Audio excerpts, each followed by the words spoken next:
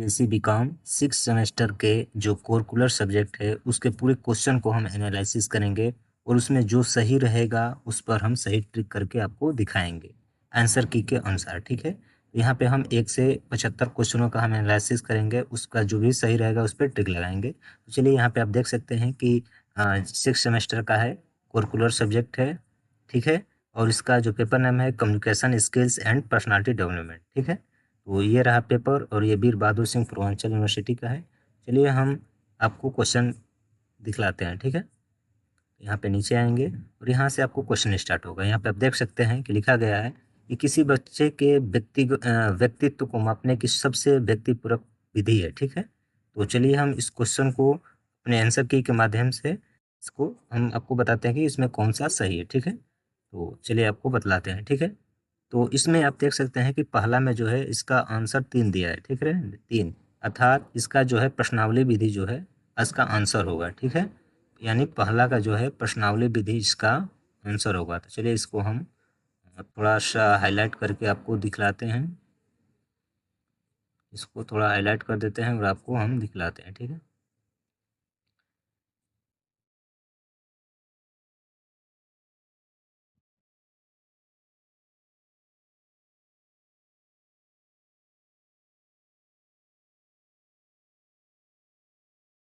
ठीक, तो इसका जो आंसर होगा हमारा 3 नंबर होगा। ठीक है, किसी बच्चे के व्यक्तित्व को मापने की सबसे व्यक्तिपूरक विधि क्या है, तो प्रश्नावली विधि है। ठीक है, चलिए हम अगले क्वेश्चन की तरफ चलते हैं और आपको दिखाते हैं।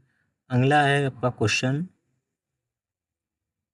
अगला है MMPI एक परीक्षण है जिसका उपयोग निम्नलिखित में से किसे मापने के लिए किया जाता है। ठीक है, MMPI एक परीक्षण है जिसका उपयोग निम्नलिखित में से किसे मापने के लिए किया जाता है। तो इसका जो है विकल्प है व्यक्तित्व, रचनात्मक, उपलब्धि और बुद्धिमत्ता। ठीक है, तो आंसर की में आप देख सकते हैं कि 2 नंबर का जो दूसरा क्वेश्चन है उसका एक जो है विकल्प सही है, यानी व्यक्तित्व। ठीक है, तो इसका जो है मापने के लिए व्यक्तित्व का प्रयोग किया जाता है, अर्थात 1 नंबर सही होगा। ठीक है, चलिए हम अगले क्वेश्चन की तरफ चलते हैं, 3 नंबर की तरफ। यहाँ पे 3 नंबर क्वेश्चन आप देख सकते हैं कि लिखा है कि निम्नलिखित में से कौन सा मनोविश्लेषक अपनी पहचान के सिद्धांत के लिए प्रसिद्ध है। अर्थात निम्नलिखित में से कौन सा मनोविश्लेषक अपनी पहचान के सिद्धांत के लिए प्रसिद्ध है। ठीक है, 4 ऑप्शन है यहाँ पे। पहला है option Sigmund Freud, Erik Erikson, George Herbert Mead और चौथा ऑप्शन है अब्राहम मास्लो। ठीक है, तो यहाँ पे हम आंसर शीट पे देखते हैं 3 नंबर पे क्या है। 3 नंबर पे आप देख सकते हैं कि दूसरा विकल्प जो है सही है। ठीक है, तो इस तरह से जो है अपने क्वेश्चन में जो भी पेपर दिए हैं उसमें आप मिला सकते हैं कोरकुलर सब्जेक्ट का। ठीक है, चलिए हम चौथे क्वेश्चन नंबर पर चलते हैं, क्योंकि अगर तेज नहीं चलेंगे तो 75 क्वेश्चन है, बहुत टाइम लग जाएगा। चलिए चौथा हम क्वेश्चन देखते हैं। यहाँ पे लिखा गया है निम्नलिखित में से कौन सा चरित्र लक्षण एक बहिर्मुखी बहिर्मुखी व्यक्ति का सबसे अच्छा वर्णन करता है। ठीक है, तो यहाँ पे आप देख सकते हैं कि 2 नंबर ये सही है, यहाँ पे 2 नंबर सही है, समाज केंद्रितता। ठीक है, 4 नंबर का 2 नंबर विकल्प सही है, यहाँ पे आंसर शीट में 2 नंबर दिया है, अर्थात समाज केंद्रितता इसका सही आंसर होगा। ठीक है, चलिए हम नेक्स्ट क्वेश्चन की तरफ चलते हैं। नेक्स्ट क्वेश्चन हमारा है पांचवा। पांचवा में आप देख सकते हैं कि क्वेश्चन है व्यक्तित्व का वह चर जिसके माध्यम से लोग आमतौर पर अपने बारे में महसूस करते हैं वह है। अर्थात व्यक्तित्व का वह चर जिसके माध्यम से लोग आमतौर पर अपने बारे में महसूस करते हैं वह है क्या है। पहला विकल्प है आत्मविश्वास, दूसरा है आत्मनिर्भरता, तीसरा है आत्मसम्मान और चौथा है अंतर्मुखता। ठीक है, तो चलिए हम क्वेश्चन में आंसर की में देखते हैं। तो 5 नंबर का जो है तीसरा सही है, तीसरा विकल्प। ठीक है, यहाँ पे आप तीसरा पे ट्रिक लगा सकते हैं और अपने कैलकुलेटर सर्टिफिकेट में इसे मिला भी सकते हैं कि आपका कितना सही है कितना गलत है। ठीक है, चलिए हम छठवें क्वेश्चन पे चलते हैं। छठवां क्वेश्चन है आपका कि व्यक्तित्व के संदर्भ में कौन सा कथन गलत है। ठीक है, व्यक्तित्व के संदर्भ में कौन सा कथन गलत है। तो पहला है व्यक्तित्व अद्वितीय एवं विशिष्ट है, दूसरा है व्यक्तित्व अनुवांशिकता और वातावरण का संपाद है। इसी तरह आप देख सकते हैं कि 1 से 4 विकल्प है। चलिए हम आंसर की में देखते हैं कि कौन सा सही है। तो इसमें देख सकते हैं कि 6 नंबर का चौथा विकल्प सही है, अर्थात चौथा जो है व्यक्तित्व केवल व्यक्ति के दिखावे तक ही सीमित होता है। ठीक है, यह रहा चौथा। और ये जो आंसर की है ये वीर बहादुर सिंह पूर्वांचल यूनिवर्सिटी की तरफ से जारी किया गया है। ठीक है, कोई इसमें फेक वोक नहीं है, ये जो है यूनिवर्सिटी की तरफ से जारी किया गया है। ठीक है, चलिए हम अगले क्वेश्चन की तरफ से चलते हैं। अगला क्वेश्चन हमारा 7 जो है 7 नंबर है। 7 नंबर में आप देख सकते हैं ऊपर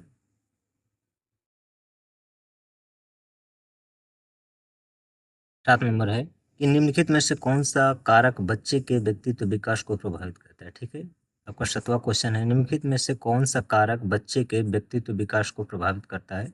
ये रहा विकल्प, पहला है वंशानुगत, दूसरा है भौतिक वातावरण, तीसरा है सामाजिक वातावरण और चौथा है उपयुक्त सभी। ठीक है, तो जो बच्चे के व्यक्तित्व विकास को प्रभावित करता है ये सभी हैं। आप देख सकते हैं कि वंशानुगत भी है, भौतिक वातावरण भी है और सामाजिक वातावरण भी है। ठीक है, इसका चौथा विकल्प सही है।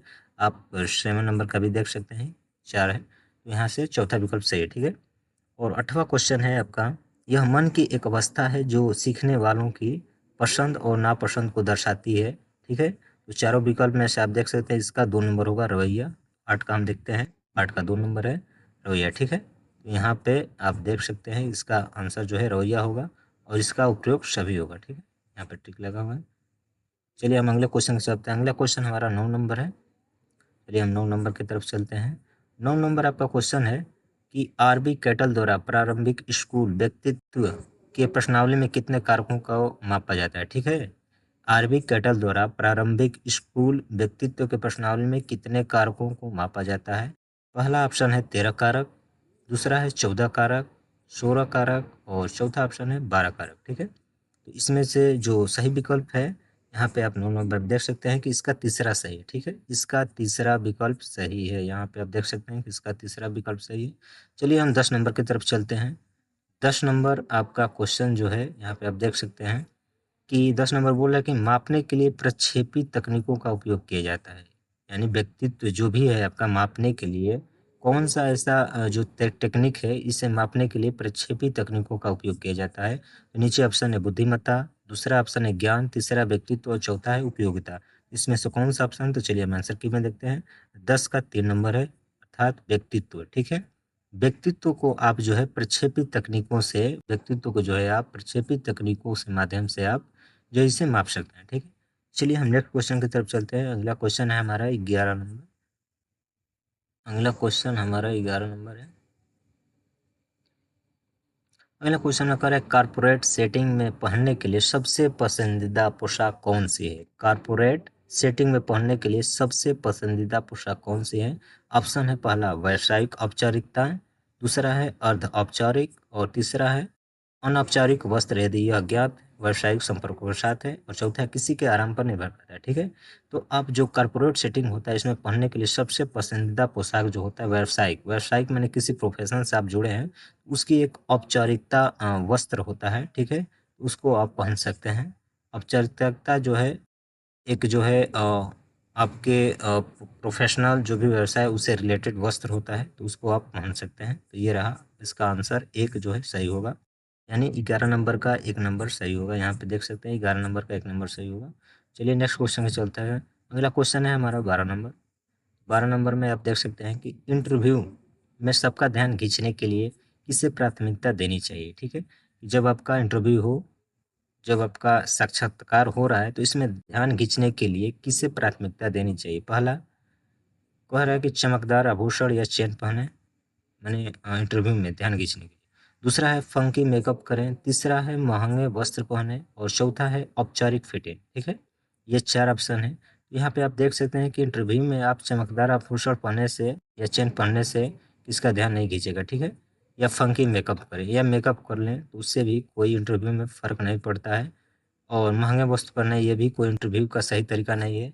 और इसका असली सही तरीका है 4 नंबर जो दिया गया है कि औपचारिक फिट इन। औपचारिक का मतलब होता है एक ऑफिशियल जो भी ड्रेस है एक सही पहनावे ढंग में रहें, तो औपचारिक जो है इसका सही होगा आंसर। चलिए 12 नंबर को देख लेते हैं। 12 नंबर का 4 आप देख रहे हैं सही है, तो यहाँ पे 12 नंबर क्वेश्चन का 4 नंबर सही होगा, औपचारिक फिट इन। ठीक है, चलिए हम नेक्स्ट क्वेश्चन की तरफ चलते हैं। अगला क्वेश्चन है हमारा 13 नंबर। यहाँ पे लिखा गया है दूसरों हमारे बारे में जो धारणाएं बनाते हैं उनमें से अधिकांश कब बनती है। ठीक है, यानी जो दूसरे लोग हैं हमारे बारे में जो भी धारणाएं बनाते हैं उनमें से अधिकांश कब बनती है, यानी कितने समय में बनती है जो विचार बनाते हैं। ठीक है, पहला लिखा है कि पहले 20 से 30 सेकंड में बन जाती है, दूसरा है हमारे अभिवादन के बाद और एक बार जब हम शांत हो जाते हैं, तीसरा है सीधी और विस्तृत बातचीत के बाद। चौथा है धारणाएं लोगों द्वारा नहीं बनाई जाती। ठीक है, 4 विकल्प हैं। यहाँ से इसका जो है 13 का आंसर होगा वो है पहला। ठीक है, यानी कि जो भी हमारे धारणाएं बनती है वो कहा पहले 20 से 30 सेकंड में ही विचार बन जाती है, जो हमारे दूसरे बारे में सोचते हैं। ठीक है, पहले 20 से 30 सेकंड में ही बन जाती है, यानी 13 का फर्स्ट नंबर सही होगा। यहाँ पे 13 का देख सकते हैं 1 नंबर सही है। चलिए नेक्स्ट क्वेश्चन की तरफ चलते हैं। अगला क्वेश्चन हमारा 14 नंबर है। यहाँ पे देख सकते हैं कवर निम्नलिखित में से किससे संबंधित है। ये जो कवर शब्द है या इससे किससे रिलेटेड है, निम्नलिखित में से किससे संबंधित है। तो पहला है आपकी आवाज़ का प्रक्षेपण, दूसरा है आपकी संवारने की आदतें, तीसरा है आपका संगठनात्मक कौशल और चौथा है आपकी कार की बीमा। यहाँ पे देख रहे हैं 4 विकल्प है, तो 14 नंबर का हम देख सकते हैं कि 14 का जो है दूसरा आंसर सही है, यानी कि इसका है आपके संवारने की आदत। 14 का दूसरा नंबर सही है। यहाँ पे आप देख सकते हैं 14 का दूसरा नंबर। चलिए हम नेक्स्ट क्वेश्चन की तरफ चलते हैं। नेक्स्ट क्वेश्चन है आपका 15 नंबर। 15 नंबर में दिया है साक्षात्कार के लिए नया सूट या ड्रेस लेते समय क्या नहीं करना चाहिए। जब आप इंटरव्यू दे रहे हैं तो एक नया सूट या ड्रेस लेते समय आपको क्या क्या नहीं करना चाहिए। ठीक है, पहला है विकल्प बहुत ज़्यादा ट्रेंडी होना। ठीक है, तो ये आपको नहीं करना चाहिए। ट्रेंडी का मतलब जो नया नया फैशन चल रहा है उसको ज़्यादा आप ट्रेंडी न पहने पोशाक। दूसरा है किसी अनुभवी व्यक्ति से परामर्श करना, ये तो सही है। सही फिट सुनिश्चित करना, ये भी सही है। और चौथा है यह सुनिश्चित करना कि रंग रूप औपचारिक हो। ठीक है, ये भी सही है। तो यहाँ पे आप देख सकते हैं कि क्वेश्चन के अनुसार इसमें लिखा है साक्षात्कार के लिए नया सूट या ड्रेस लेते समय क्या नहीं करना चाहिए। तो बहुत ज़्यादा ट्रेंडी नहीं होना चाहिए। ठीक है, जो पोशाक हो आपका वो बहुत ज़्यादा ट्रेंडी नहीं होनी चाहिए, यानी 15 का आपका 1 नंबर सही होगा। यहाँ पे देख सकते हैं 15 का 1 नंबर सही है। चलिए नेक्स्ट क्वेश्चन की तरफ चलते हैं। नेक्स्ट क्वेश्चन आपका 16 नंबर है। नेक्स्ट क्वेश्चन 16 नंबर लिख रहा है व्यक्तित्व के 5 कारक मॉडल में शामिल है। जो व्यक्तित्व का एक वो होता है उसमें कारक है, तो उस 5 कारक में कौन सा इसमें का कारक शामिल है। ठीक है, तो 16 नंबर का आप यहाँ पे देख सकते हैं, तो 16 का 3 दिया है विकल्प, यानी कि सहमता। सहमता ये जो है आपको 5 कारक में शामिल है व्यक्तित्व का। ठीक है, सहमतता इसका आंसर होगा। तीसरा का 16 का तीसरा। चलिए नेक्स्ट क्वेश्चन की तरफ चलते हैं। अगला क्वेश्चन है हमारा 17 नंबर।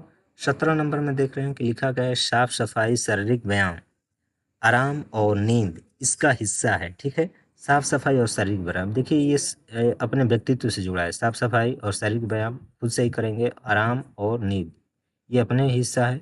यानी इसमें जो विकल्प दिया गया है देख रहे हैं, पहला स्वच्छता है, इसका हिस्सा भी नहीं हो सकता है। सामाजिक स्वच्छता है, ये भी नहीं है। व्यक्तिगत स्वच्छता ये जो है सही फिट बैठ रहा है, क्योंकि जो व्यक्तिगत स्वच्छता होती है इसमें साफ सफाई आता है, शारीरिक व्यायाम खुद का आता है और आराम और नींद। ठीक है, ये व्यक्तिगत स्वच्छता है। ठीक है, इसका जो है आंसर 3 नंबर होगा। 17 का 3 नंबर आप देख सकते हैं, 17 का 3 नंबर। चलिए नेक्स्ट क्वेश्चन की तरफ चलते हैं। नेक्स्ट क्वेश्चन हमारा 18 नंबर है। तो 18 नंबर में है निम्नलिखित में से कौन सा व्यक्तित्व मापी की प्रक्षेपी तकनीक है। ठीक है, कि जो व्यक्तित्व मापने की प्रक्षेपी तकनीक क्या है। इसमें 4 आपको क्वेश्चन विकल्प है। अब देख सकते हैं रेटिंग स्केल है, अवलोकन है, साक्षात्कार है, विषयगत धारणा परीक्षण। ठीक है, 4 विकल्प हैं। चलिए देखते हैं इसमें से कौन सा सही है। 18 नंबर का हम देखेंगे कि यहाँ पे चौथे विकल्प आपका सही है। 18 में चौथा विकल्प है विषयगत धारणा परीक्षण। ठीक है, विषयगत धारणा परीक्षण। ठीक है, तो 18 का 4 नंबर। अगला क्वेश्चन है आपका 19 नंबर। तो 19 नंबर को थोड़ा सा नीचे कर लेते हैं। निम्नलिखित में से कौन सी फैशन की सबसे अच्छी परिभाषा है। लिख रहा है कि निम्नलिखित में से कौन सी फैशन की सबसे अच्छी परिभाषा है, यानी कि जो भी फैशन चल रहा है उसकी सबसे अच्छी परिभाषा क्या है। तो पहला है यह कपड़ों में नवीनतम प्रवृत्ति को संदर्भित करता है। ठीक है, जो नया नया प्रवृत्ति आ रहा है उसको प्रदर्शित करता है, दिखाता है। या दूसरा विकल्प है यह व्यक्त करने का एक तरीका है कि आप कौन हैं और व्यक्ति के रूप में क्या बनना चाहते हैं। ठीक है, दूसरा विकल्प है। और तीसरा ठीक इसी तरह लिखा है कि यह इसके बारे में है कि आप अपनी पोशाक और सहायक वस्तुओं को कैसे पहनते हैं। और चौथा है कि यह बदल रहा है कि किसी और के व्यक्तित्व पर हावी नहीं होता। तो चलिए इसका आंसर की में इसका आंसर देखते हैं। तो 19 नंबर में इसका आंसर है 2, यानी विकल्प जो है 2। यहाँ पे देख सकते हैं कि 2 नंबर सही है। 19 का 2 नंबर। यहाँ पे आप देख सकते हैं कि यह इसका सही है। यह व्यक्त करने का एक तरीका है कि आप कौन हैं और एक व्यक्ति के रूप में क्या बनना चाहते हैं। ठीक है, तो यह जो है फैशन की सबसे अच्छी परिभाषा है। ठीक है, चलिए हम नेक्स्ट क्वेश्चन 20 की तरफ चलते हैं। हमारा 20वां क्वेश्चन है, निम्नलिखित में से कौन सा परिधान या सहायक उपकरण में एक विशेषता या रूप है। ठीक, निम्नलिखित में से कौन सा परिधान या सहायक उपकरण में एक विशेषता या रूप है। तो यहाँ पे ऑप्शन है आपका शैली, दूसरा है परिवर्तन, तीसरा है स्वाद और चौथा जो विकल्प है आपका वो है स्वीकृति। ठीक है, तो यहाँ पे 4 विकल्प है। 4 विकल्प में से चलिए हम देखते हैं कि यहाँ पे आप देख सकते हैं 20 नंबर का जो क्वेश्चन है इसका पहला सही अर्थात शैली। शैली मतलब जो तरीका होता है। ठीक है, तो 20 नंबर का जो है पहला सही है। चलिए हम 21 नंबर की तरफ चलते हैं। 21 क्वेश्चन की तरफ चलते हैं। इसमें लगभग कॉर्कुलर सब्जेक्ट में 75 क्वेश्चन है। इसमें आपको पासिंग मार्क आपको लग रहा है 25 यानी कि 25 आपको करना है जिससे आप पास हो सकते हैं। तो यहाँ पे जो है आपको कम से कम जो है 25 नंबर जो है अंक आपको स्कोर करना होगा। ठीक है, पास होने के लिए। तो चलिए हम नेक्स्ट क्वेश्चन की तरफ चलते हैं। नेक्स्ट क्वेश्चन हमारा 21 यानी 21 है। तो 21 हम क्वेश्चन देखते हैं। 21 क्वेश्चन है कि दो मुख्य प्रकार के नौकरी साक्षात्कार क्या है। ठीक है, यानी कि जब नौकरी साक्षात्कार जब नौकरी का इंटरव्यू होता है तो उसमें दो प्रकार के ये क्या बोलते हैं साक्षात्कार क्या होता है। तो दो मुख्य प्रकार के जो साक्षात्कार होते हैं वो होता है संरचित और असंरचित साक्षात्कार। ठीक है, ये दो मुख्य प्रकार के इंटरव्यू है। ठीक है, यहाँ पे आप देख सकते हैं। तो इसका जो है 2 नंबर सही होगा। इसमें ये जो है प्रकार नहीं है, फ़ोन और वीडियो साक्षात्कार ये प्रकार नहीं है। न कि नीचे का प्रकार है समूह और व्यक्तिगत साक्षात्कार, ये भी गलत है। और नीचे है प्रारंभिक और अंतिम साक्षात्कार, ये सब गलत है। इसका आंसर होगा संरचित और असंरचित साक्षात्कार। चलिए 21 नंबर की तरफ चलते हैं। 21 नंबर हो गया। अगला है हमारा 22 नंबर। 22 नंबर में है क्वेश्चन, पैनल साक्षात्कार को अन्य प्रकार के साक्षात्कार से कैसे भिन्न किया जा सकता है। तो यहाँ पे 22 नंबर का हम आंसर किसे देखेंगे। तो 22 नंबर का हमारा होगा 3। 22 नंबर का जो विकल्प होगा वो होगा 3। तो यहाँ पे आप देख सकते हैं कि लिखा गया है कि कई साक्षात्कारकर्ता उम्मीदवार का समय समय पर मूल्यांकन करते हैं। इसका 22 नंबर का जो आंसर होगा वो होगा 3 नंबर। यहाँ पे 3 नंबर इसका आंसर होगा 22 नंबर का। ठीक है, नेक्स्ट क्वेश्चन की तरफ चलते हैं। नेक्स्ट क्वेश्चन है हमारा 23। यहाँ पे आप देख सकते हैं कि एक संरचित साक्षात्कार यानी कि साक्षात्कार जो होते हैं जो इंटरव्यू होता है वो दो प्रकार का होता है, एक संरचित और दूसरा असंरचित। ठीक है, तो लिख रहा है कि असंरचित साक्षात्कार में क्या क्या विशेषता होता है। तो यहाँ पे आप देख सकते हैं कि 4 विकल्प दिए गया है। पहला है प्रश्न बिना किसी विशेष प्रारूप या योजना के बिना इच्छिक रूप से पूछे जाते हैं। दूसरा है साक्षात्कारकर्ता या पूर्व निर्धारित सेट के प्रश्नों का पालन करता है। इस तरह से 4 विकल्प है। चलिए इसमें से देखते हैं कौन सा है। तो 23 नंबर में जो है जो दूसरा विकल्प आपका सही है। तो 23 नंबर में आपका दूसरा विकल्प सही है। ठीक है, नेक्स्ट क्वेश्चन की तरफ चलते हैं। अगला क्वेश्चन है हमारा 24। यहाँ पे देख सकते हैं कि लिखा है साक्षात्कार प्रक्रिया में सबसे पहला कदम क्या होता है। यानी कि जब आपका इंटरव्यू होता है तो उसमें सबसे पहला कदम क्या होता है। तो पहला स्टेप क्या होता है। तो इसमें आपको पहला स्टेप होता है कि रिज्यूम और आवेदन पत्रों की समीक्षा करना। यानी कि जो आपके पास रिज्यूम है, जो भी आवेदन आप दिए हैं उसकी समीक्षा करना। यानी जो भी इंटरव्यू लेता है उसकी जांच करता है कि आपके पास क्या योग्यता है और आपके पास क्या कौशल है। तो 24 नंबर का 3 जो विकल्प है वो सही फिट बैठ रहा है। यहाँ पे आप देख सकते हैं ना कि इसमें पृष्ठभूमि की जांच करेगा, यानी कि आपके बैकग्राउंड का जांच करेगा। ये कोई जरूरी नहीं है। नौकरी का प्रस्ताव देना है, ये भी जरूरी नहीं है, तुरंत आपको नौकरी का प्रस्ताव नहीं देगा। और चौथा नंबर है साक्षात्कार का समय सारित करना, ये भी सही नहीं है। अर्थात 24 नंबर का 3 नंबर सही होगा। ठीक है, चलिए नेक्स्ट पे चलते हैं। नेक्स्ट है हमारा 25 जो है क्वेश्चन है, ये लिख रहा है किसी नौकरी साक्षात्कार के लिए तैयारी करने में एक महत्वपूर्ण कदम क्या है। किसी नौकरी साक्षात्कार के लिए तैयारी करने में एक महत्वपूर्ण कदम क्या है। इसमें भी 4 विकल्प है। यहाँ पे देख सकते हैं पहला विकल्प है यादागार प्रवेश करने के लिए देर से पहुंचना। और दूसरा है कंपनी और पद के बारे में व्यापक अनुसंधान करना, ये भी सही लग रहा है दूसरा नंबर। और तीसरा है मानसिक समर्थन के लिए एक दोस्त या परिवार को साथ लेना, ये थोड़ा सा गलत है। और चौथा है समान सवालों के पूर्व निर्धारित उत्तरों को याद करना, ये भी सही लग रहा है। तो चलिए हम आंसर के अनुसार देखते हैं। तो 25 नंबर का जो है आपका 2 नंबर सही है। 25 नंबर का विकल्प 2 सही है। अर्थात इसमें है कंपनी और पद के बारे में व्यापक अनुसंधान करना।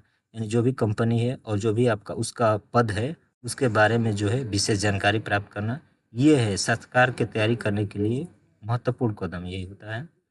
चलिए हम नेक्स्ट क्वेश्चन की तरफ चलते हैं। अगला क्वेश्चन है हमारा 26।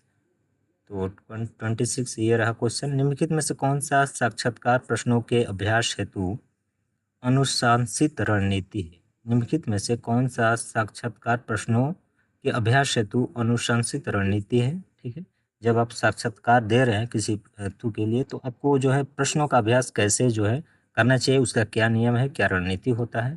तो यहाँ पे देख रहे हैं 4 विकल्प है। पहला है नकली साक्षात्कार से बचना क्योंकि घबराहट बढ़ा सकते हैं, ये तो सही नहीं हो सकता। दूसरा है तैयारी के बिना सवालों को तत्काल उत्तर देना चाहिए, ये भी गलत है। तीसरा है प्रतिक्रिया रिकॉर्ड करना और सुधार के लिए उन्हें समीक्षा करना, ये थोड़ा सही लग रहा है 3 नंबर। और चौथा है साक्षात्कार के दौरान केवल अनुभूति पर भरोसा करना, ये गलत है। ठीक है, तो इसका जो 26 का आंसर हो 3 हो सकता है। चलिए हम देखते हैं आंसर की में। तो 26 का देख रहे हैं यहाँ पे 3 दिया है। ठीक है, चलिए नेक्स्ट क्वेश्चन की तरफ चलते हैं। अगला क्वेश्चन है 27। 27 में लिखा गया है कि रिज्यूम का मुख्य उद्देश्य क्या है, अर्थात जो भी रिज्यूम होता है उसका मुख्य काम क्या होता है, उसका मूल वर्क क्या होता है। यहाँ पे आप देख सकते हैं कि दिया है सभी व्यक्तिगत उपलब्धियों और पुरस्कारों की सूची बनाना, ये तो हो नहीं सकता क्योंकि उसमें उपलब्धि पुरस्कार का कोई बातें नहीं होता है। रिज्यूम में आपका पर्सनल डेटा होता है और वो आपका योग्यता होता है और वहाँ पे आपका कौशल होता है कि आप किस पद पे कार्य किए हैं, कितना आपका एक्सपीरियंस है। ठीक है, और दूसरा है दिखा है संभावित नियोक्ताओं, प्रासंगिक कौशल, योग्यता और अनुभव प्रदर्शित करना, ये थोड़ा सही दिख रहा है। तीसरा विकल्प है एक समृद्ध प्रोफाइल के लिए व्यक्तिगत शौक और रुचि को शामिल करना। ठीक है, ये तो गलत है, इसमें शौक और रुचि तो होता नहीं। चौथा है आपका उम्मीदवार के जीवन के एक विस्तृत आत्मकथा प्रदान करना, इसमें कोई बायोग्राफी का कोई मतलब नहीं होता रिज्यूम में। ठीक है, तो इसका जो है 27 का 2 नंबर पूरा सही बैठ रहा है। यहाँ पे देख सकते हैं लिखा गया है संवाहित नियोक्ताओं और प्रासंगिक कौशल, योग्यता और अनुभव प्रदर्शित करना, एक रिज्यूम में जो है इसका मुख्य उद्देश्य यही होता है। ठीक है, चलिए नेक्स्ट क्वेश्चन की तरफ चलते हैं। अगला नेक्स्ट क्वेश्चन है आपका 28 नंबर। 28 नंबर पर की तरफ चलते हैं। इसमें लगभग 75 क्वेश्चन है जिसमें हम लगभग आधे पे पहुंच चुके हैं।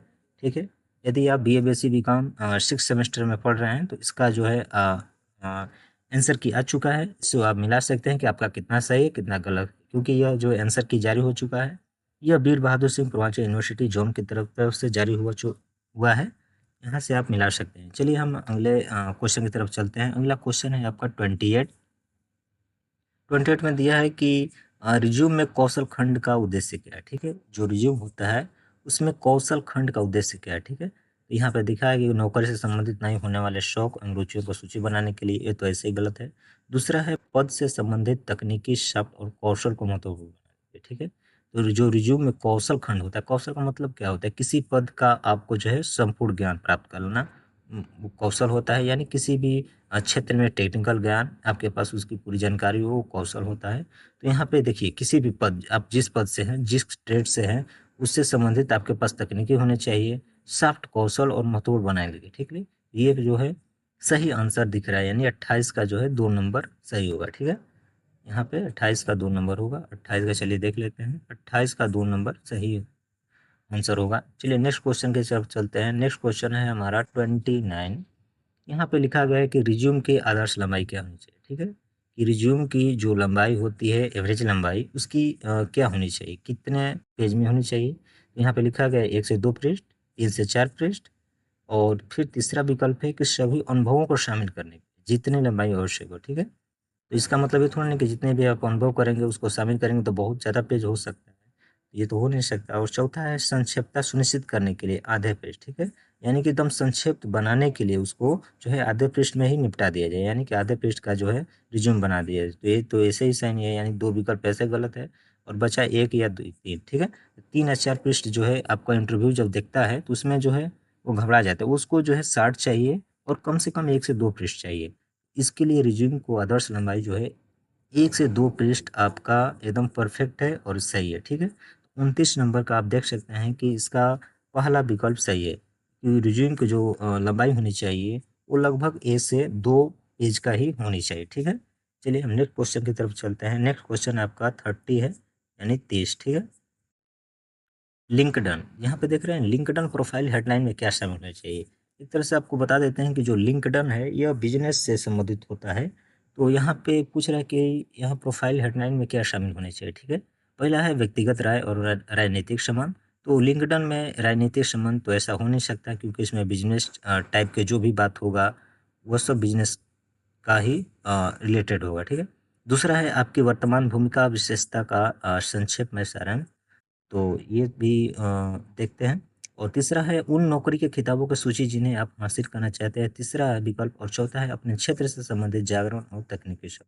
तो चलिए हम आंसर की में देखते हैं कि 30 नंबर का कौन सा विकल्प सही है। तो 30 नंबर में चलते हैं, तो इसका 2 नंबर जो है विकल्प सही है, अर्थात 30 का 2, अर्थात आपकी वर्तमान भूमिका और विशेषता का संक्षेप में सारांश, ठीक है। तो 30 का यह विकल्प सही होगा।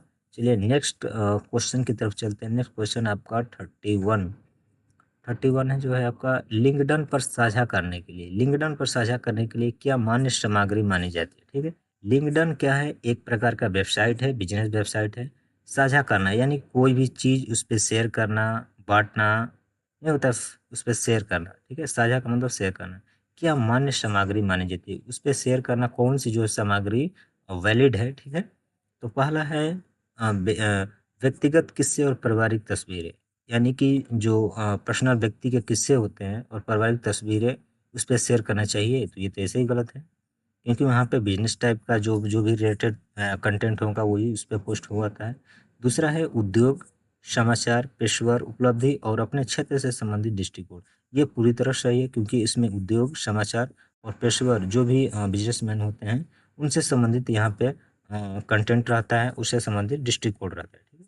इसका जो है 31 नंबर का 2 नंबर सही है, ठीक है। 31 नंबर का 2 नंबर सही है। चलिए हम आंसर की में देखते हैं, तो 31 का 2 नंबर सही है। और नेक्स्ट है आपका 32। चलिए हम 32 क्वेश्चन की तरफ चलते हैं। 32 है समूह चर्चा का मुख्य उद्देश्य क्या है। समूह चर्चा एक प्रकार का क्या होता है कि एक ग्रुप होता है जिसमें 3 से 4 कैंडिडेट हो सकते हैं, उसमें एक समूह चर्चा होता है। इसका मुख्य मुख्य उद्देश्य यही है क्योंकि व्यक्तिगत ज्ञान प्रदर्शित करने के लिए, यानी व्यक्तिगत का मतलब होता है पर्सनल ज्ञान ज्ञान प्रदर्शित करने के लिए, ऐसा तो हो नहीं समूह चर्चा। समूह चर्चा देखिए दूसरा है दूसरों को अपने दृष्टिकोण से सहमत करने के लिए प्रेरित करना, ये थोड़ा सही लग रहा है दूसरा नंबर। चलिए तीसरे नंबर पर चलते हैं। तीसरा नंबर है एक विशिष्ट विषय पर सहयोग करना और विचारों का आदान प्रदान करना, ये भी सही लग रहा है। अब चलिए हम आंसर की तरफ से देखते हैं कि इसमें कौन सा सही है, क्योंकि 2 या 3 में से कोई सही होगा, ठीक है। चौथा है समूह में प्रमुखता के लिए स्पर्धा करने के लिए, तो ये तो नहीं हो सकता है, ठीक है। चलिए हम देखते हैं 32 क्वेश्चन नंबर का 3 नंबर सही है। 32 का 3 नंबर सही है, ठीक है। यानी कि एक विशिष्ट विषय पर सहयोग करना, ठीक है। यानी किसी एक स्पेसिफिक जो सब्जेक्ट है उसी पर सहयोग करना और विचारों का आदान प्रदान करना। और यह समूह में अगर 4-5 कैंडिडेट रहेंगे, उनके विचारों का उसमें आदान प्रदान होता है कि क्या सही है क्या गलत है, ठीक। तो इस तरह से जो है समूह चर्चा का मुख्य उद्देश्य है एक विशिष्ट विषय पर सहयोग करना और विचारों का आदान प्रदान करना, ठीक है। चलिए नेक्स्ट हमारा क्वेश्चन है 33। 33 पे चलते हैं हमारा। 33 लिखा है निम्नलिखित में से कौन सा समूह चर्चा का मुख्य लाभ है। निम्नलिखित में से कौन सा समूह चर्चा का मुख्य लाभ है, मैंने जो समूह चर्चा होता है उसका मुख्य लाभ क्या है, ठीक है, मैंने मेन बेनिफिट क्या है। इसका यही है कि सहयोग द्वारा नए विचारों को उत्पन्न करना, क्योंकि इसमें कई व्यक्ति रहते हैं और उनके सहयोग के द्वारा, क्योंकि अलग अलग व्यक्तियों के अलग अलग विचार होते हैं और उन विचारों को एक नया जो है सहयोग देना, नए विचारों को उत्पन्न करना है, ठीक है। 33 का आपका 2 नंबर सही होगा, 33 का 2 नंबर सही है। चलिए नेक्स्ट क्वेश्चन की तरफ चलते हैं। नेक्स्ट क्वेश्चन हमारा है 34, ठीक है, 34 है एक प्रभावी समूह चर्चा के लिए सुझाया गया आकार क्या है, ठीक है। कहते हैं कि प्रभावी जो समूह चर्चा होता है, माने जो एक समूह चर्चा जो प्रभाव बनाता, ठीक है, उसके लिए एक आकार क्या होनी चाहिए, एक सीमा क्या होनी चाहिए, सहभागिता जो भी होते हैं सहपाठी, ठीक है। तो पहला लिखा है 3 से 5 सहभागी, दूसरा है 6 से 10 सहभागी, तीसरा है 11 से 15 और चौथा है 16 से 20, यानी कि ये व्यक्तियों की संख्या बता रहे हैं कि जो सहभाग करते हैं। तो यहाँ 34 नंबर का हम देख सकते हैं कि पहला सही है, ठीक है। 34 नंबर का पहला सही है, यानी 3 से 5 सहभागी जो है एक समूह चर्चा को प्रभावी बना सकते हैं, ठीक है। 3 से 5 जो कैंडिडेट होंगे, जो भी व्यक्ति होंगे, एक समूह चर्चा को प्रभावी रूप से उसको बना सकते हैं। अगला क्वेश्चन है आपका 35। चलिए देखते हैं। 35 में समूह चर्चा में समय रखने वाली भूमिका क्या है? समूह चर्चा में समय रखने वाली भूमिका क्या है? तो यहाँ पे आप देख सकते हैं, कुछ विशिष्ट संगतियों को बोलने की अनुमति देकर चर्चा के प्रवाह को नियंत्रित करना, प्रत्येक संगति को बोलने के बराबर समय को सुनिश्चित करना। इसी तरह 4 विकल्प दिया गया, चलिए देखते हैं कौन सा सही है। इसमें मुख्य भूमिका क्या है समूह चर्चा में? तो 35 का आपका आंसर होगा 4 विकल्प दिख रहा है, यानी निर्दिष्ट समय सीमाओं के भीतर चर्चा प्रगति की निगरानी और प्रबंधन करना। इसका 4 नंबर सही है, 35 का 4 नंबर। यहाँ पे आप देख सकते हैं कि लगभग अभी अभी हम आधा से भी अभी कम पे हैं, क्योंकि इसमें 75 क्वेश्चन है करिकुलर सब्जेक्ट में। तो चलिए हम और कोशिश करते हैं कि सभी क्वेश्चनों को इसमें जो है हम एनालिसिस करें। चलिए हम नेक्स्ट क्वेश्चन की तरफ चलते हैं। नेक्स्ट क्वेश्चन है हमारा 36 बोल रहा है कि समूह चर्चा में प्रभावी संचार की एक महत्वपूर्ण विशेषता क्या है? जब समूह चर्चा होती है उसमें प्रभावी संचार का मतलब होता है कम्युनिकेशन, बातचीत, तर्क वितर्क, ठीक है। तो उसको प्रभावी बनाने के लिए एक महत्वपूर्ण विशेषता क्या है? ठीक है, तो पहला दिखा है कि प्रभुत्व स्थापित करने के लिए दूसरों को बाधित करना, यानी कि अपना जो है साम्राज्य, अपनी बात को जो है एक लेवल तक ले जाने के लिए दूसरों को बाधित करना, यानी दूसरों को नियंत्रित करना, उसको रोकना। दूसरा है सक्रिय सुनने और दूसरे के दृष्टिकोण का सम्मान करना। यानी एक समूह चर्चा में प्रभावी संचार के लिए एक महत्वपूर्ण विशेषता यही है कि आपको जो है सक्रिय सुनना, यानी कि एकदम एक्टिव रहना है सुनने के लिए, और दूसरे को दृष्टिकोण, जो दूसरे की बात है, विचार है, उनका सम्मान करना। ठीक है, तो 36 में 2 नंबर बिल्कुल सही है, यहाँ पे आप देख सकते हैं यह बिल्कुल सही है, बाकी सब गलत है। ठीक, चलिए अगले क्वेश्चन की तरफ चलते हैं। अगला क्वेश्चन है हमारा 37 यानी 37 नंबर। तो यहाँ पे है 37 नंबर क्वेश्चन है, समूह चर्चाओं में व्यक्ति की एक सामान्य गलती क्या है? ठीक, कि जो समूह चर्चा होती है इसमें व्यक्तियों की एक सामान्य गलती क्या होती है? इसमें देखिए कहीं पे भी एक समूह चर्चा होती है तो उसमें व्यक्तियों की एक खास गलती ये होती है कि वो जो है बातचीत अधिकता करते हैं और दूसरों की प्रविष्टियों को अनदेखा करते हैं। ठीक है, यानी इसका जो है पहला नंबर जो है बिल्कुल सही बैठ रहा है, यानी कि जो है समूह चर्चा में क्या करते हैं, बातचीत में बहुत अधिक करते हैं और दूसरों को प्रविष्टि को अनदेखा करते हैं। ठीक है, तो ये रहा 37 का पहला आंसर सही, यहाँ पे आप देख सकते हैं 37 का पहला है आंसर की में। नेक्स्ट क्वेश्चन है हमारा 38। चलिए हम 38 की तरफ चलते हैं। 38 है, समूह चर्चाओं को बेतरतीब न होने देने के लिए प्रतिभागियों को क्या करना चाहिए?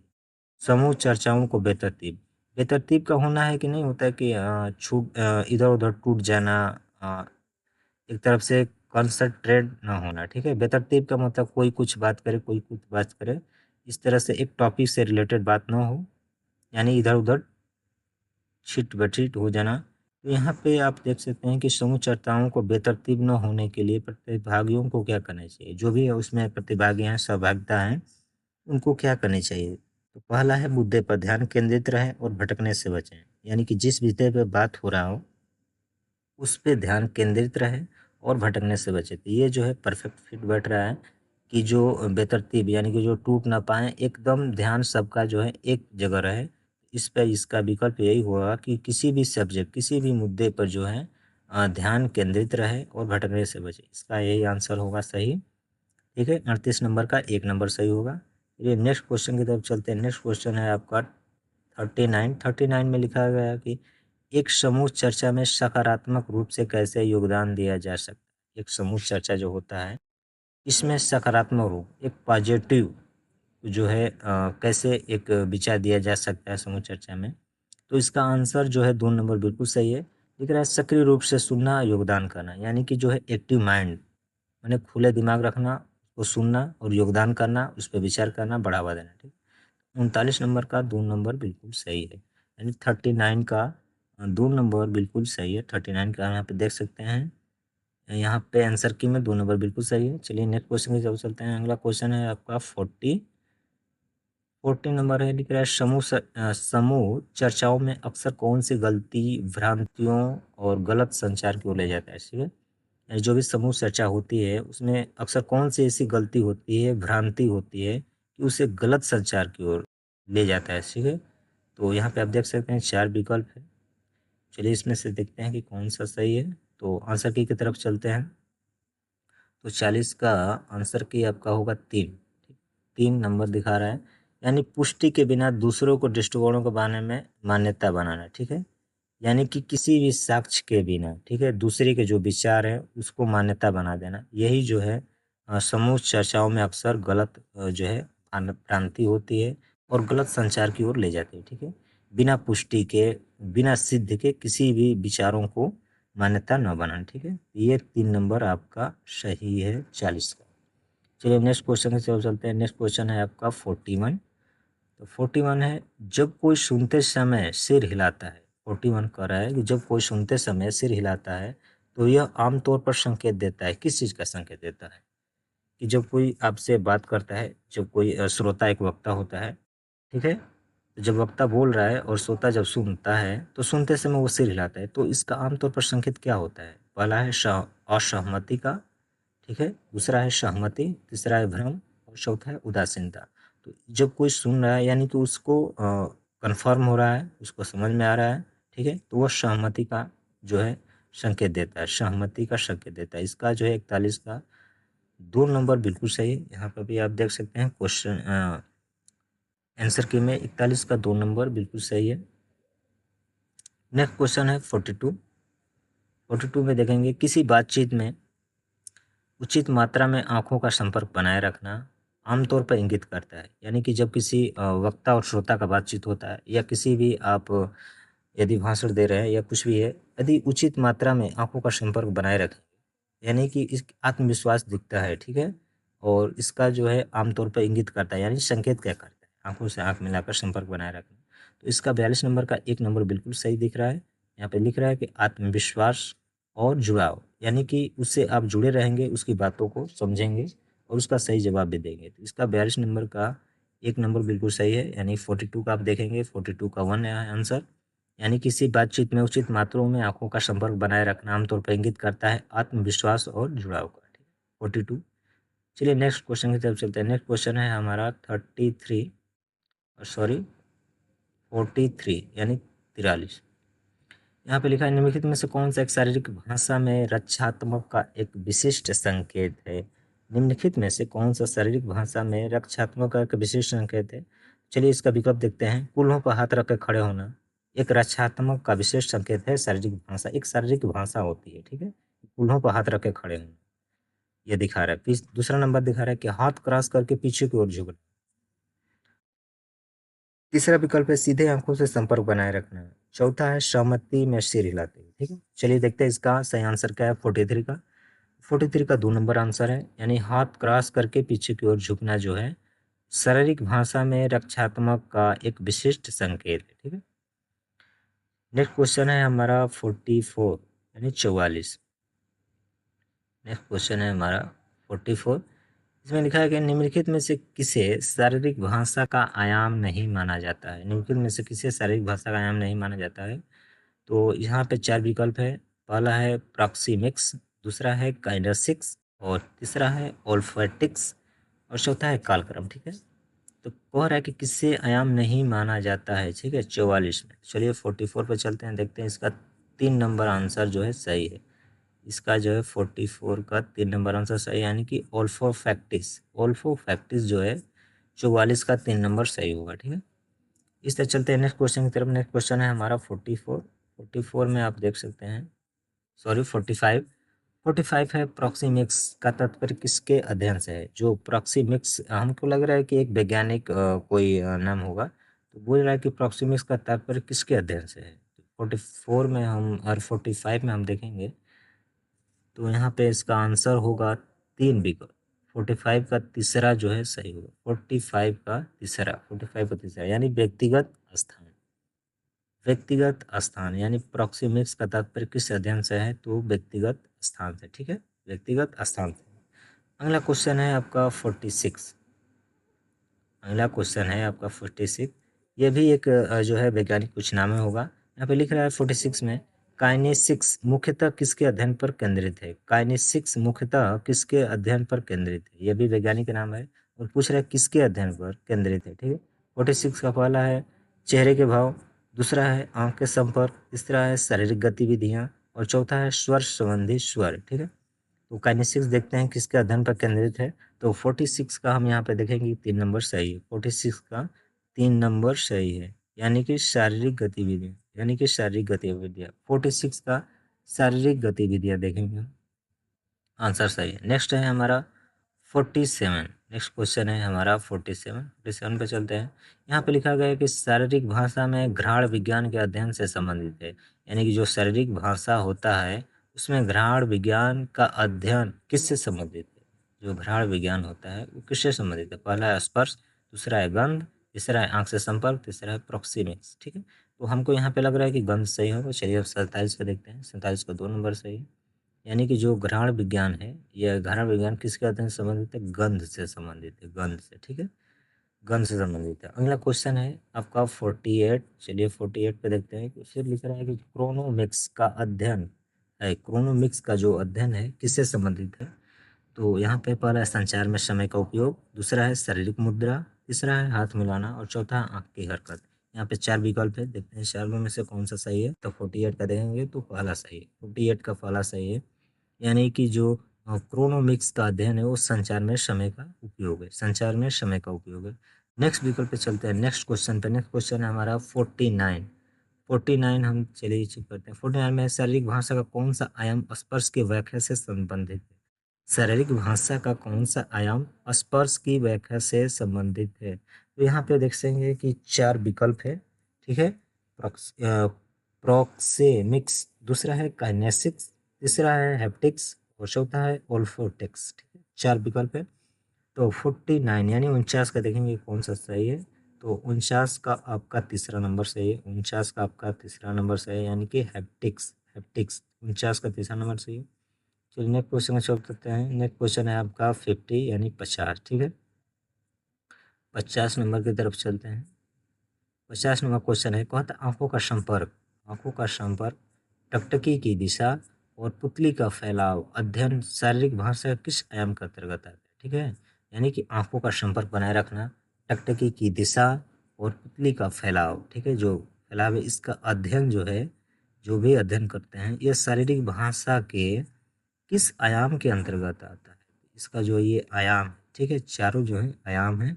चलिए इसमें देखते हैं कि कौन सा इसका सही है। तो 50 नंबर का हम देखेंगे कि चौथा जो है विकल्प सही है। 50 नंबर का चौथा विकल्प अर्थात आक्यूलेक्सिस, आक्यूलेसिक्स। ठीक है, आक्यूलेसिक्स, ये जो है चौथा नंबर सही है। चलिए नेक्स्ट क्वेश्चन की तरफ चलते हैं। नेक्स्ट क्वेश्चन है आपका 51 यानी कि 51, 51 क्वेश्चन की तरफ चलते हैं। 51 है वोकेलिक्स, वोकेलिक्स शारीरिक भाषा का एक आयाम के अध्ययन को संदर्भित करता है।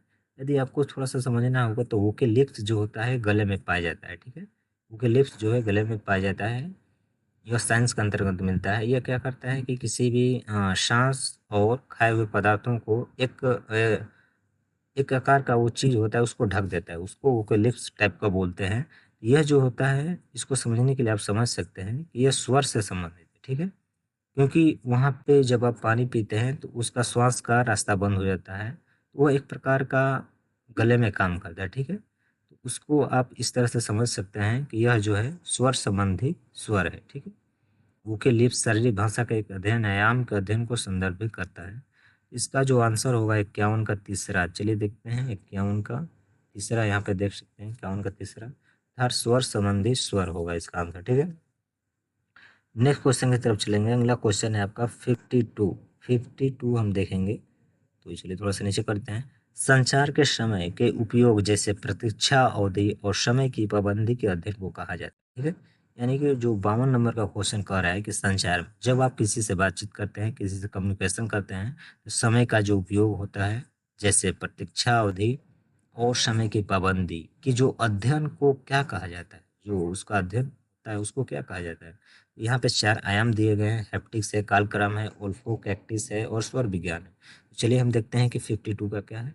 तो यहाँ पे आप देखेंगे कि 52 का 2 नंबर सही है, यानी कि दूसरा विकल्प सही है, यानी कि कालक्रम कहा जाता है। समय की पाबंदी, प्रतीक्षा अवधि और समय का उपयोग एक कालक्रम में उसको व्यवस्थित किया जाता है, एक कालक्रम में होता है। ठीक है, चलिए हम अगला क्वेश्चन है 53। 53 की तरफ चलते हैं। 53 है आपका शारीरिक भाषा के किन आयामों में, शारीरिक भाषा के किन आयामों में इशारों मुद्राओं और चेहरे के भावों का अध्ययन शामिल है। यानी कि शारीरिक भाषा किन आयामों में? ये जो है सभी आयाम हैं। इसमें है इशारों, मुद्राओं, ठीक है, चेहरे के हाव भाव, ठीक है, चेहरे के जो हाव भाव है उसका अध्ययन किया जाता है किस आयाम में? प्रोक्सिमिक्स, काइनेसिक्स, हैप्टिक्स और स्वर विज्ञान। इसमें से कौन सा ऑप्शन है? चलिए 53 का देखते हैं। 53 का है आपका 2 नंबर विकल्प, यानी काइनेसिक्स के अंतर्गत या आयाम के अंतर्गत आता है।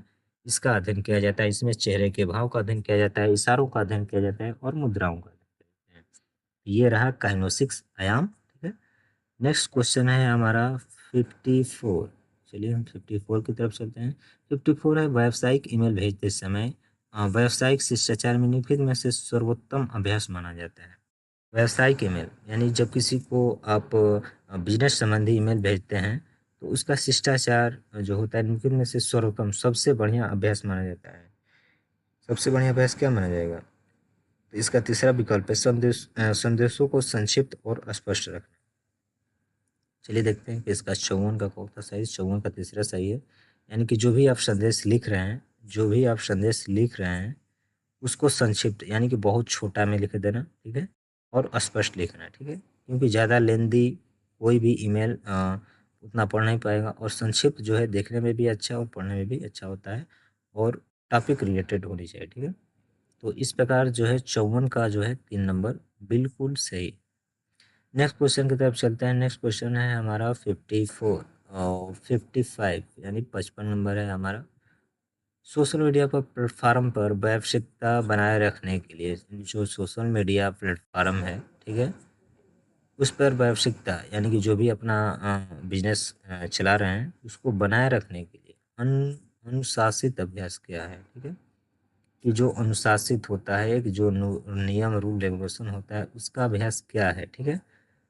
पहला दिया है कि अक्सर विवादास्पद राय पोस्ट करना है, ठीक है, मैंने जो भी झगड़े संबंधित जो है पोस्ट करना है, ये तो ऐसे ही गलत है। दूसरा है अन्य उपयोगकर्ताओं के साथ गर्मा-गर्म बहस में शामिल, तो इसी तरह भी और गलत है, यानी 2 नंबर भी गलत हुआ। क्योंकि आपको तो बिज़नेस चलाना है, तो अगर आप सोशल मीडिया प्लेटफ़ॉर्म यूज़ कर रहे हैं, तो आपको क्या अनुशासित अभ्यास करना चाहिए, ठीक है। तीसरा है सटीक और प्रासंगिक सामग्री साझा, ठीक है। सटीक सटीक माने आपके व्यवसाय से रिलेटेड, ठीक है, आपके व्यवसाय से रिलेटेड कंटेंट।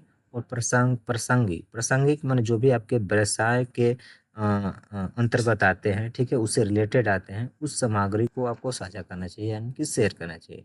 तो 3 नंबर तो बिल्कुल सही लग रहा है। चलिए चौथा को देखते हैं।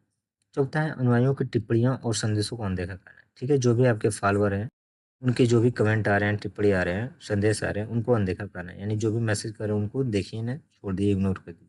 ये तो इसी तरह गलत है। तो 55 नंबर का 3 नंबर बिल्कुल सही लग रहा है। 55 नंबर का 3 नंबर बिल्कुल सही है।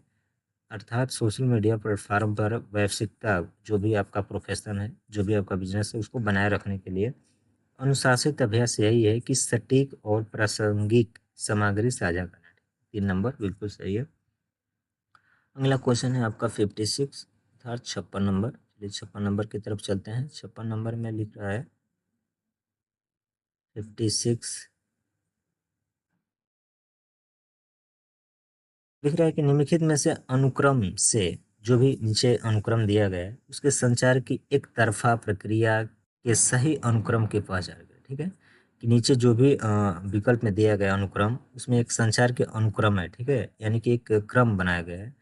एक तरफा माने एक तरफ से शुरू और एक तरफ से खत्म हो, ठीक है, एक एक प्रकार का चेन होता है, ठीक है, कि कहाँ से उसका शुरुआत होगा कहाँ से अंत होगा। इस प्रक्रिया का सही अनुक्रम क्या है, ठीक है। तो संचार में जो अनुक्रम संचार होता है कि उसका सही जो है ये 2 नंबर हमको लग रहा है 56 का। चलिए देख लेते हैं। 56 का 2 नंबर इसलिए सही है क्योंकि जब कोई संचार होता है तो प्रेषक यानी जो भेजने वाला होता है एन्कोडिंग अर्थात जो भी उसमें आप जो है टाइप करते हैं, लिखते हैं, बनाते हैं, उसके बाद संदेश बनता है, उसके बाद किसी चैनल के माध्यम से उसे वो करते हैं, उसके बाद जो भी उसमें कुछ गलत होता है उसे डिकोड करते हैं और रिसीवर जो प्राप्त करता होता है। यह जो है एक सही क्रम है किसी संचार को एक क्रम में व्यवस्थित करने का, ठीक है। प्रेषक, एन्कोडिंग, संदेश, चैनल, डिकोडिंग और रिसीवर, यह एक प्रकार का सही आपका क्रम है। तो इस तरह से जो है 56 का 2 नंबर आपका सही होगा। 56 का 2 नंबर सही होगा। चलिए नेक्स्ट क्वेश्चन में चलते हैं। नेक्स्ट क्वेश्चन है आपका 57। नेक्स्ट क्वेश्चन है आपका 57। निम्नलिखित में से शरीर की भाषा का वर्णन करने के लिए प्रयुक्त तकनीकी शब्द की पहचान करें। शरीर की भाषा का वर्णन करने के लिए प्रयुक्त तकनीकी शब्द की पहचान की। जो भी आपकी भाषा, शरीर की भाषा को जो वर्णन करता है वह तकनीकी शब्द क्या है, ठीक है। ये जो आयाम है इसकी तकनीकी शब्द के लिए पूछ रहा है, ठीक है। तो चलिए 57 का देखते हैं। 57 का 3 नंबर है, यानी कि काइनेसिक्स जो आयाम है ये आपको क्या करता है कि यह आपकी शरीर की भाषा का वर्णन करता है, ठीक है। शरीर की भाषा का वर्णन कौन का आयाम करता है, तो काइनेसिक्स, यानी कि 57 का 3 नंबर। 57 का 3 नंबर। चलिए नेक्स्ट क्वेश्चन की तरफ चलते हैं। नेक्स्ट क्वेश्चन है आपका 58 यानी 58 नंबर। 58 नंबर में आप देख सकते हैं कि लिखा है कि निम्नलिखित में से कौन सा पैरालिंग्विस्टिक संचार का एक उदाहरण है, ठीक है। संचार एक कम्युनिकेशन कहते हैं और ये तो पैरालिंग्विस्टिक, इसके बारे में कोई नॉलेज नहीं है। तो चलिए इसका हम देखते हैं कि इसका चारों में से कौन सा विकल्प सही है, ठीक है। तो यहाँ पे दिखा है लिखित पाठ से, हाथ के इशारे से, चेहरे के भाव से, ईमेल संचार, ठीक है। तो चलिए 58 नंबर का देखते हैं आंसर की में। तो 58 का 3 नंबर दिया है, यानी चेहरे के भाव से। 58 का 3 नंबर चेहरे के भाव से, यानी निम्नलिखित में से कौन सा पैरालिंग्विस्टिक संचार का एक उदाहरण है, चेहरे के भाव से। इसका 58 का 3 नंबर बिल्कुल सही होगा। अब चलिए 59 नंबर पर चलते हैं। 59 जो नंबर कह रहा है कि निम्नलिखित में से कौन से संचार बाधाओं को दूर करने में मदद करेगा। यानी कि जो हम कम्युनिकेशन करते हैं, जो बातचीत करते हैं, जो भी उसमें बाधा आती है उसको दूर करने में कौन सा मदद करेगा, ठीक है। तो पहला बिल्कुल सही, क्योंकि ध्यान केंद्रित करके सुने। यानी किसी भी अगर टॉपिक पे बात हो रही है, ठीक है, तो उसको आप अगर ध्यान से सुनेंगे वो जो है संचार में बाधाओं को दूर करेगा, ठीक है। और देखिए अगला का लिख रहा है शब्दार्थ शोर की अपेक्षा, बाकी बहुत सारे यहाँ पे हैं। तो इसमें जो एक नंबर है बिल्कुल सही है, ठीक है। जो संचार की बाधाओं को दूर करने में मदद करना क्या, ध्यान केंद्रित करके सुन, ठीक। अगला नंबर है 60 आपका 60। 60 नंबर होकर संचार प्रक्रिया में शरीर भाषा किसके साथ जुड़ी होती है। जब आप संचार करते हैं, किसी से बातचीत करते हैं, तो शरीर की जो भाषा होती है किसके साथ जुड़ी होती है। तो पहला है एक संस्कृति, संस्कृति में जुड़ी होती है। एक प्रेरक श्रोता, प्रेरक मतलब होता है कि श्रोता मतलब सुनने वाला, प्रेरक मतलब आप उसको मोटिवेटर के तौर पर ले सकते हैं। और तीसरा है कक्षा की स्थिति, और चौथा है पढ़ाया जाने वाला विषय, ठीक है। तो संचार की प्रक्रिया में देखते हैं कौन सा सही है। तो 60 नंबर में हम देखेंगे कि 60 नंबर में आपका पहला जो है बिल्कुल सही है, एक संस्कृति, ठीक है। कि जब आप संचार की प्रक्रिया में हो तो आपके शरीर की भाषा किसके साथ जुड़ी होती है, एक संस्कृति में जुड़ी होनी चाहिए, ठीक है। और जुड़ी भी रहती है एक संस्कृति में, एक संस्कृति में। नेक्स्ट नंबर है आपका 68। तो चलिए 68 की तरफ चलते हैं। 68 है आपका, चलिए हम 61 नंबर की तरफ चलते हैं। 61 नंबर है निम्नलिखित में से कौन सा अशाब्दिक संचार का एक आवश्यक तरीका है। निम्नलिखित कौन सा अशाब्दिक संचार का जो अशाब्दिक संचार होता है, ठीक है, एक आवश्यक तरीका क्या है। तो इसका चलते हैं। तो 61 नंबर का हम देखेंगे आंसर के में। तो 61 का आपका तीसरा नंबर बिल्कुल सही है। एक व्यक्ति द्वारा निर्धारित किया गया ड्रेस कोड, ठीक है। एक व्यक्ति द्वारा निर्धारित किया गया ड्रेस कोड बिल्कुल सही है, अर्थात 61 नंबर का तीसरा नंबर बिल्कुल सही है। चलिए नेक्स्ट क्वेश्चन की तरफ चलते हैं। नेक्स्ट क्वेश्चन है आपका 62। नेक्स्ट क्वेश्चन है जो है आपका 62। इसमें लिखा है संचार का शब्दार्थ अवरोध निहित है। जब संचार का शब्दार्थ मैंने जब आप कम्युनिकेशन करते हैं, किसी से बातचीत करते हैं, तो उसका जो अवरोध होता है वो निहित है, अर्थात शामिल है। जब कब शामिल है, चलिए हम आंसर की में देखते हैं। तो 62 का जो है 4 नंबर बिल्कुल सही है, अर्थात रिसीवर संदेश को नहीं समझता। 62 का आपका है 4 नंबर, रिसीवर संदेश को नहीं समझता, ठीक है। जो प्राप्तकर्ता है वो संदेश को नहीं समझता। इसका आंसर यही है 62 का आंसर। नेक्स्ट क्वेश्चन है हमारा 63। शिक्षण में प्रयुक्त एक मौखिक संचार तकनीक, यानी कि जो शिक्षण संबंधित इंस्टीट्यूट होते हैं उसमें प्रयुक्त होता है, उसमें शामिल किया जाता है एक मौखिक, यानी मौखिक माने मुंह से संचार तकनीकी। यानी जो मुख से बोलने वाला जो संचार होता है, कम्युनिकेशन या जो तकनीक प्रयोग किया जाता है, क्या होता है, पहला दिखा है शब्दों के धीमे अभिव्यक्ति, दूसरा वॉइस और टोन की गति में परिवर्तन, तीसरा बिना रुके प्रस्तुति और चौथा शब्दार्थ चालबाजी का सहारा लेना। चलिए हम देखते हैं कि 63 का क्या है। तो 63 का हम देखेंगे कि इसका 2 नंबर बिल्कुल सही है, अर्थात वॉइस और टोन की गति में परिवर्तन। ठीक है, मौखिक संचार का एक तकनीक है कि वॉइस में जो आवाज़ है और जो टोन, जो आपकी लय है, उसकी गति में परिवर्तन ही मौखिक संचार तकनीक। तो 63 का 2 नंबर। चलिए 64 की तरफ चलते हैं। 64 है कि थोड़ा सा इसके नीचे कर लेते हैं कि निम्नलिखित में से किस समूह में पैरा लैंग्वेज संचार के घटक है। ठीक है, निम्नलिखित में से किस समूह में पैरा लैंग्वेज संचार के घटक है। तो 64 का हम देखते हैं आंसर की में। तो 64 का आपका 1 यानी कि पहला विकल्प सही दे रहा है, आवाज़, जोर और छाप। इसका जो है पैरा लैंग्वेज, जो पैरा लैंग्वेज होता है, इसके संचार के घटक हैं, आवाज़ है, जोर है और छाप। ठीक, अगला क्वेश्चन है हमारा 65 अर्थात 65 नंबर। 65 नंबर लिखा है निम्नलिखित में से एक दस्तावेजी साक्ष्य के रूप में मान्य संचार की पहचान करें। निम्नलिखित में से जो नीचे दिया गया है, एक दस्तावेजी, एक जो डॉक्यूमेंट का साक्ष्य, जो साक्ष्य होता है, एक जो प्रूफ होता है, उसके रूप में मान्य संचार की पहचान कैसे करते हैं। ठीक है, तो लिखित संचार से, मौखिक संचार से, हाव भाव संचार से या गैर मौखिक संचार। ठीक है, चलिए इसमें से देखते हैं कौन सा विकल्प सही है। तो 65 का हम देखेंगे कि 4 नंबर बिल्कुल सही है। 65 का जो है गैर मौखिक संचार। ठीक है, 4 नंबर बिल्कुल सही है। अगला क्वेश्चन है आपका 66। 66 है मुखर संचार का प्राथमिक लक्ष्य क्या है। जो मुखर संचार होता है उसका प्राथमिक लक्ष्य क्या होता है।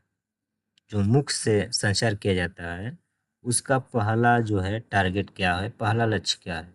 ठीक है, तो आप यहाँ पे तीसरा नंबर देखेंगे कि लिखा है विकल्प तीसरा का कि दूसरों का सम्मान करते हुए खुद कोई ईमानदारी और सम्मान पूर्वक व्यक्त करना। ठीक है, यानी दूसरे के जो विचार होते हैं उनका सम्मान भी करना है आपको, मुख संचार का यही लक्ष्य है।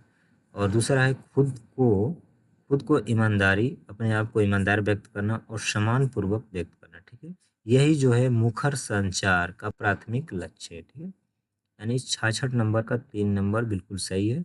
66 नंबर का यानी 66 का 3 जो नंबर विकल्प है वो बिल्कुल सही है। अगला जो है नंबर आपका है 67 यानी 67 नंबर। चलिए 67 पे चलते हैं। 67 में आप देखेंगे कि हियरिंग और लिसनिंग में अंतर पूछ रहा है।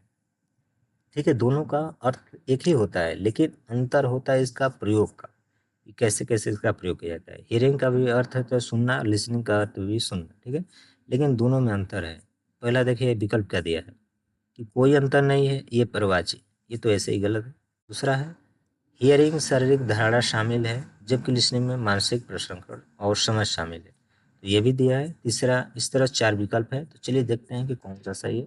तो 67 का हम देखेंगे कि 67 का 4 नंबर बिल्कुल सही है। 67 का 4 नंबर, 67 का 4 नंबर अर्थात हियरिंग के लिए जो है आंखों के संपर्क, जो हम सुनते हैं उसके लिए आंखों के संपर्क जो है आवश्यकता होती है, जबकि लिसनिंग में जो है ऐसा नहीं। ठीक है, तो इस तरह से दिया है कि 67 नंबर का 4 नंबर बिल्कुल सही है। ठीक, अगला क्वेश्चन है आपका 68। जो पेशेवर सेटिंग में स्मार्ट टॉक का उद्देश्य क्या है।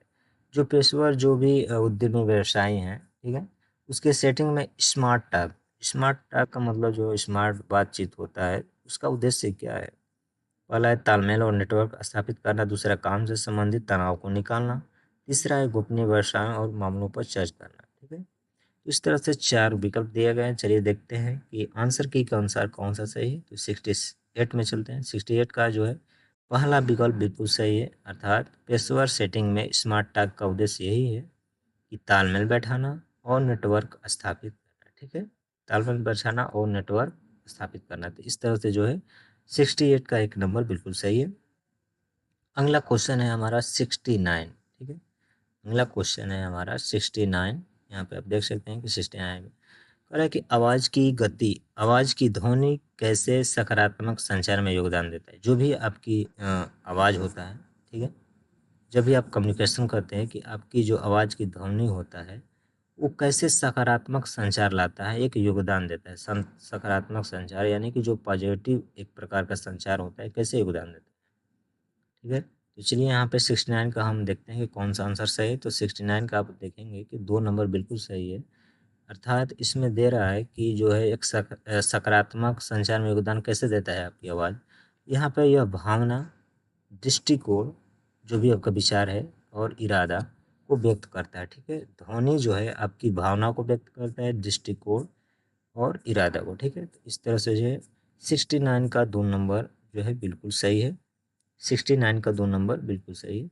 नेक्स्ट क्वेश्चन है हमारा 70, ठीक है। तो अब हम 70 क्वेश्चन पे आ चुके हैं और लगभग और 5 क्वेश्चन बचा हुआ है, ठीक है। रिमेनिंग क्वेश्चन जो है 5 है। इस तरह से जो है पर्टिकुलर सब्जेक्ट में लगभग 75 क्वेश्चन होते हैं और इसका जो क्वेश्चन सबका सेम होता है। बीए, बीएससी, बीकॉम तीनों जो कोर्स होता है इनका सेम क्वेश्चन होता है और 6 सेमेस्टर में इसका जो पेपर है यह है communication skills and personality development, ठीक है।